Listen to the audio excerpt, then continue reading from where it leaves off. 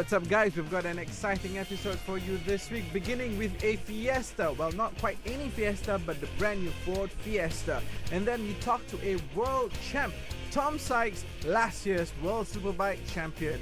And then towards the end of the show, we talk to yet another racing guy who's going to tell you all about what you need to do to keep your car safe when you take it on track. Hey, it's Track Report with Adyan.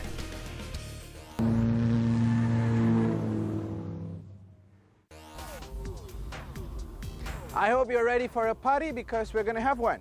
Well, not really a party, but a fiesta. This, of course, is the brand new Ford Fiesta. It's a new kid on the block. Well, not really new because it's actually an old car, but with a new face. So this is the midlife facelift Ford Fiesta with new bling. So what we're going to do today is we're going to see if the bling indeed does make it a better car for now.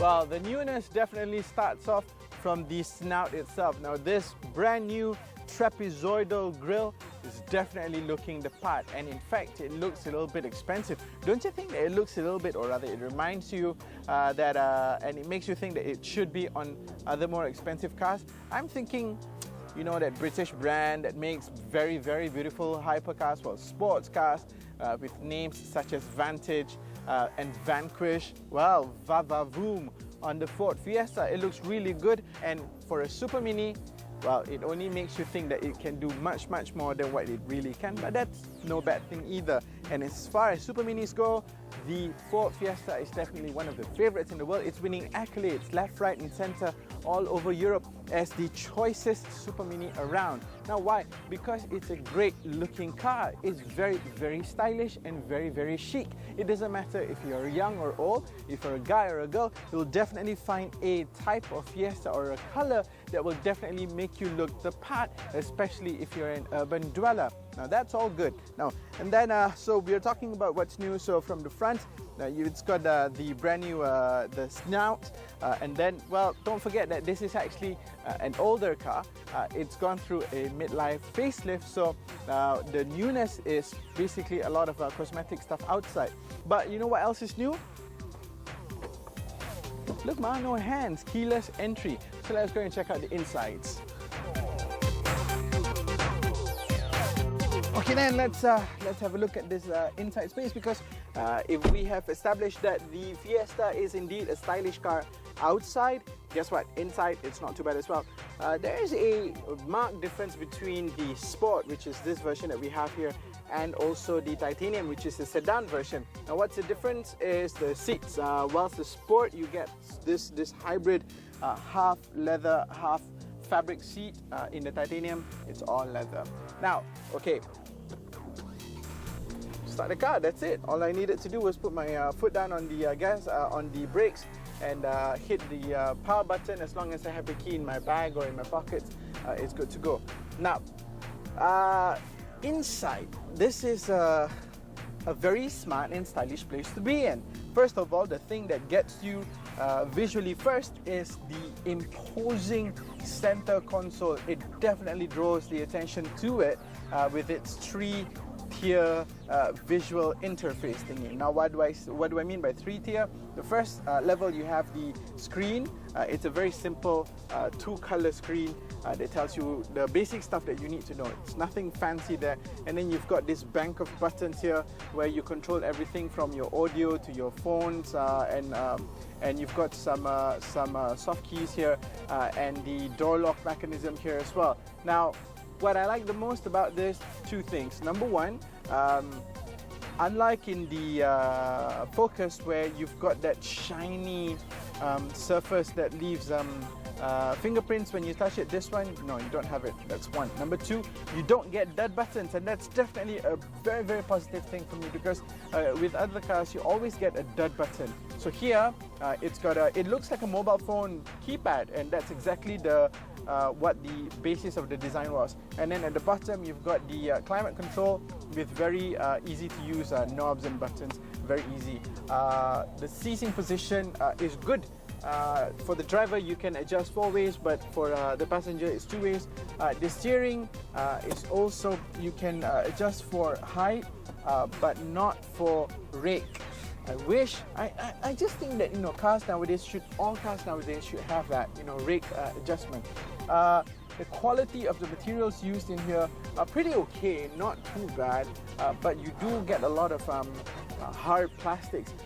My guess is, and this is what I gathered from reading the European reviews, I think in Europe they probably use slightly different materials, probably slightly better ones, but over here you get the hard plastics. Not so good luck. But whilst it may feel not so great, but it still looks great, and that's definitely half the problem solved. Steering is alright. It's actually fairly thin. It's definitely not one of those thick, chunky steerings that you get in more higher performance cars, but this is not a high performance car. This is a Super Mini, and the steering feels good in your hands, and space up front is not too bad. However,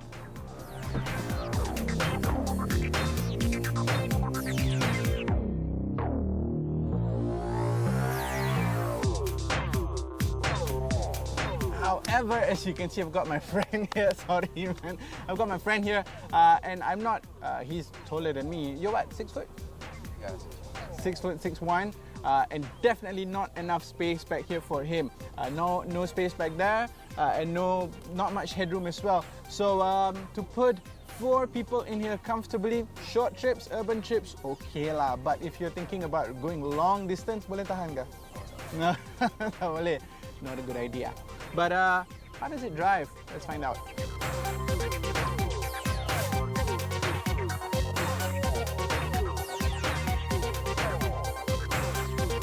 Now, first impressions. There you go. That's the first impression over there. This car comes with the 1.5 litre engine. Previously, it used to have a 1.6 litre engine, but now it's been downsized to the 1.5 litre engine. The power output ain't really all that lah. The car is well over 1 ton, and but a little birdie told me that there's a new variant coming out pretty soon, which is probably the one everybody's raving about, which has the 3-cylinder 1 litre EcoBoost with a turbo slapped on, and that's supposed to be a punchier, more livelier engine. So I think when that comes out, that's probably going to be positioned 1 notch higher than this engine. But having said that, this car with this engine, if you're thinking of urban driving, it's perfectly fine. You know, seriously, the power is not too much, but it's just about enough. It's torquey enough to make sure that city driving, all good. The handling is definitely one of the better traits of the Ford Fiesta. Not much roll, not much lurching. You can do corners very, very comfortably and confidently.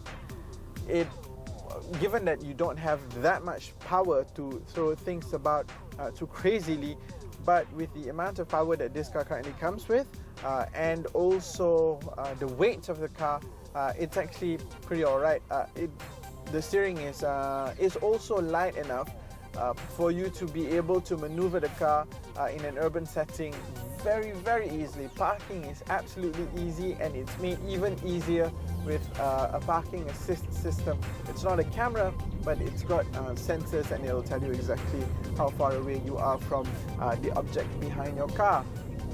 Okay, whilst the engine is doing an alright job, one thing that I find a little bit disturbing is the transmission, because it seems to be hunting for the right gear quite a lot, especially when you're overtaking, or when you are actually building speed up and driving slightly on the livelier and faster side. The gears are they hunt for a bit before they actually bite, and also the rev, it really revs way high up before you can. It feels like it's going round, but then you're not going anywhere really too quickly. Then there is that sport feature there, but I feel that it doesn't do the driving any favor at all. It just makes the car look, it revs. It went all the way up to 6,000 RPM, and I hardly moved from 70 to 80 kilometers an hour. Let's do that again. 4,500, 5,000 RPM, and I'm not going anywhere too quickly at all. Personally, I feel that with the package of the car and also the way it handles, it would be better off with a manual. I know, for urban applications, manual ain't exactly the best of options, but for people who love to drive cars, because this car is easy enough to drive, it's light and it's easy to handle, and it doesn't take so much off you in terms of handling, and for you to maneuver the car, it's not too heavy. So a manual transmission would actually probably be a pretty nifty option to have, if only. But this car is meant for cities and for city people, so I don't think that a manual transmission will be offered anytime soon.